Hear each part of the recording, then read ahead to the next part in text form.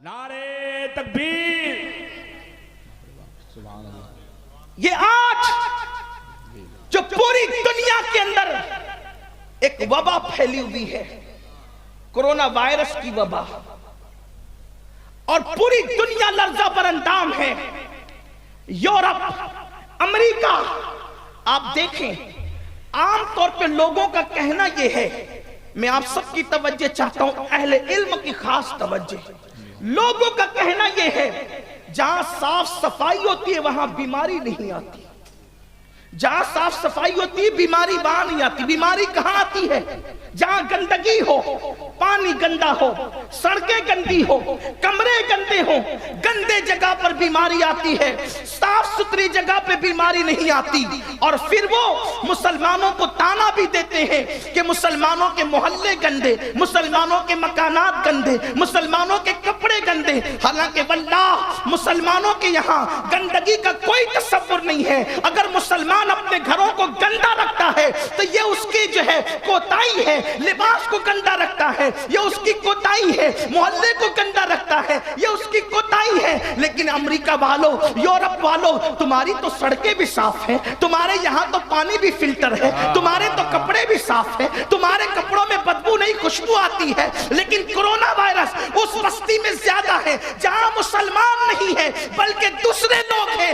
آخر تمہارے یہاں تو صفائی ہے، پھر تمہارے یہاں وائرس کیوں آ رہا ہے؟ تو یاد رکھو تمہارے یہاں کپڑوں کی تو صفائی ہے مگر نگاہوں کی صفائی نہیں ہے. تمہارے یہاں کپڑوں کی تو صفائی ہے مگر دل کی صفائی نہیں ہے. اور یاد رکھنا کپڑے گندے ہونے سے اتنا نقصان نہیں ہوتا جتنا نگاہوں کے گندا ہونے سے نقصان ہوتا ہے، جتنا دل کے گندا ہونے سے نقصان ہوتا ہے. تم زمین تو صاف کرتے ہو مگر ضمیر صاف نہیں کرتے.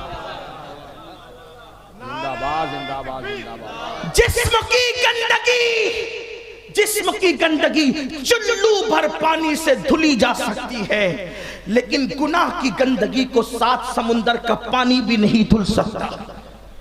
بات کرونا وائرس کی آئی تو میرے ذہن میں ایک روایت آئی، یہ وبائی بیماریاں کیوں پھیلتی ہے؟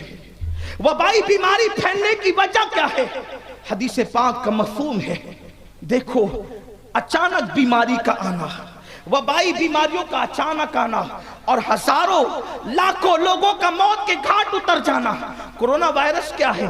بیماری ہوتی ہے اور آدمی مرغی کی طرح پٹ سے گرتا اور مر جاتا ہے. لرزہ بر اندام ہے، سب لوگ پریشان ہیں، حالت خراب ہو گئی لوگوں کی. ایئرپورٹ بند ہو رہے ہیں، سفر انٹرنیشنل بند ہو رہے ہیں، لوگوں کے منہ پر جو ہے وہ منہ پر لوگ جو ہے کپڑے لگا کر کے پھر رہے ہیں، جو ہے ماسک لگا کر لوگ پھر رہے ہیں. کیوں آتی ہے وبائی بیماری؟ سنو اپنے آقا غیب دا نبی صلی اللہ علیہ وآلہ وسلم کے فرمان کا مفہوم ہے، جب میری امت میں زنا کی کثرت ہوگی، جب میری امت میں زنا کی کثرت ہوگی تو اس وقت اللہ ان پر ایسی ایسی بیماریوں کو مسلط فرمائے گا کہ اس بیماری کا نام نہ انہوں نے سنا ہوگا نہ ان کے باپ داداؤں نے سنا ہوگا. کرونا وائرس کا نام آج سے پہلے کبھی آپ نے سنا تھا؟ ہم نے سنا تھا، ہمارے باپ داداؤں نے سنا تھا.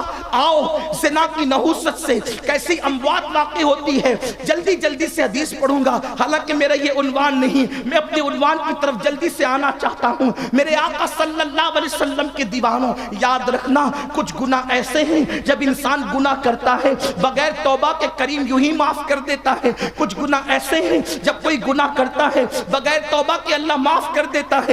کچھ گناہ توبہ کرنے کے بعد معاف ہوتے ہیں، کچھ گناہ جنازے کے چلنے کے ساتھ معاف ہوتے ہیں، کچھ گناہ بیمار کی عیادت کی بنیاد پہ معاف ہوتے ہیں، کچھ گناہ اذان کا جواب دینے پر معاف ہوتے ہیں، کچھ گناہ نماز پڑھنے پر معاف ہوتے ہیں. اور اللہ اکبر کچھ گناہ ایسے ہیں جن کی سزا قدرت دنیا میں دے دیتی ہے آخرت میں بچا لیتی ہے. کچھ گناہ ایسے ہیں جس کی سزا دنیا میں بھی ملتی ہے اور آخرت میں بھی ملتی ہے. لیکن کچھ گناہ ایسے ہیں جس کی سزا دنیا میں بھی ملتی ہے اور آخرت میں بھی ملتی ہے. اور وہ گناہ ایسے ہیں اس کی سزا صرف گناہ کرنے والے کو نہیں بلکہ اس کی نسلوں کو بھی ملتی ہے. صرف اس کو نہیں ملتی، اس کی نسلوں کو بھی ملتی ہے. کہنے والے نے کہا تھا لمحوں کے گناہوں نے صدیوں کی سزا پائی وہ کون سا گناہ ہے جس کی سزا نسلوں کو بھی ملتی ہے؟ اسی گناہ کو زنا کہتے ہیں، اسی گناہ کو زنا کہتے ہیں جو آج ہر پکچر کا، ہر فلم کا ٹائٹل ہے، ہر سیریل کا ٹائٹل ہے۔ اللہ اکبر! جسم فروشی، جسم بیچنا، جسم خریدنا، آبرو کو لوٹنا، اس کا نام محبت ہو گیا، اس کا نام عشق ہو گیا۔ نادانو، عشق میں آبرو نہیں لوٹی جاتی بلکہ جان دے کر کے محبوب کی آبرو کو بچایا جاتا ہے۔ یہ کون سا عشق ہے جو آبرو کو لوٹ رہا ہے؟ یہ کون سا عشق ہے جو بیٹیوں کو بھگا کر لے جا رہا ہے؟ یہ کون سا عشق ہے جو ماں باپ کے ساتھ بغاوت کر رہا ہے؟ یہ کون سا عشق ہے جو خاندان کے ساتھ بغاوت کر رہا ہے؟ یہ کون سا عشق ہے جو اللہ اکبر پورے معاشرے کو تباہی کے دہانے پہ لے جا رہا ہے؟ سنو سنو، عشق والے وہ تھے کہ اللہ دار پر چڑھ گئے لیکن کبھی پاک دامنی سے انہوں نے ہاتھ نہیں دھویا، ان کے دامن کبھی گندے نہیں ہوئے، ان کی آنکھیں کبھی گندی نہیں ہوئی۔ میرے آقا صلی اللہ علیہ وسلم کے دیوانوں اور اے خاتون جنت کی کنیزوں، آؤ سنو سنو، اللہ اکبر! ایک مرتبہ کا واقعہ ہے کہ ایک قوم جب اللہ کے ساتھ بغاوت کرنے لگی، اپنے کردار میں، اپنی گفتار میں، اپنے انداز زندگی میں، اپنی صبح میں، اپنی شاموں میں، جب وہ اللہ کی باغی ہو گئی تو اللہ نے اپنے پیغمبر حضرت موسیٰ علیہ السلام سے کہا، موسیٰ، قوم جبارین باغی ہو گئی ہے، ایک کام کریں، آپ اس پر جہاد کریں، آپ جا کر کے اس قوم کو کیفر کردار تک پہنچائیں۔ اللہ نے اپنے پیغمبر پر وحی کی، حضرت موسیٰ کلیم نے اعلان کیا، قوم کے 1,00,000 سے زیادہ جوان تیار ہو گئے اللہ کے نبی کے ساتھ جانے کے لیے، اللہ کے پیغمبر کے ساتھ جانے کے لیے لوگ تیار ہو گئے۔ جب یہ قوم چلی موسیٰ علیہ السلام کی قیادت میں تو قوم جبارین میں ایک ایسا شخص تھا جس کو اللہ نے اسم اعظم سکھا رکھا تھا۔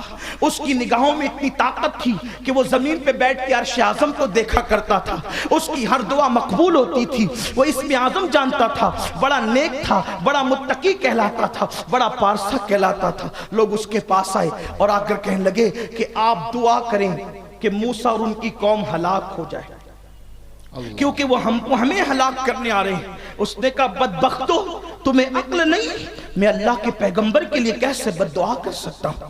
میں اللہ کے پیغمبر کے خلاف کیسے دعا کر سکتا ہوں؟ یہ کام مجھ سے نہیں ہوگا، منع کر دیا۔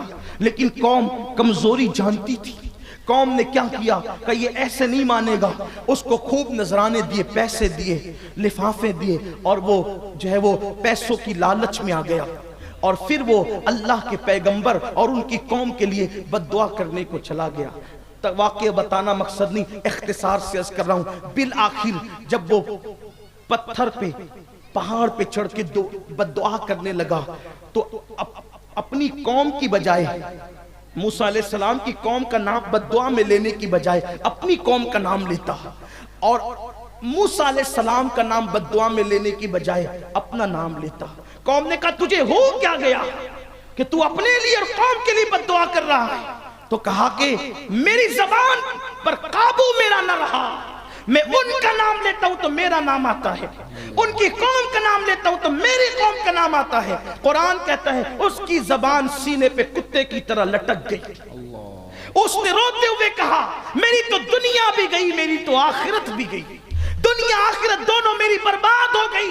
قوم نے کہا، تیرا جو ہوا سو ہوا، اب بتا ان سے بچے کیسے؟ تو اس نے بتایا کہ سنو، موسیٰ اپنی قوم کو لے کر آ رہے ہیں، 1,00,000 سے زائد جوانوں کو لے کر آ رہے ہیں۔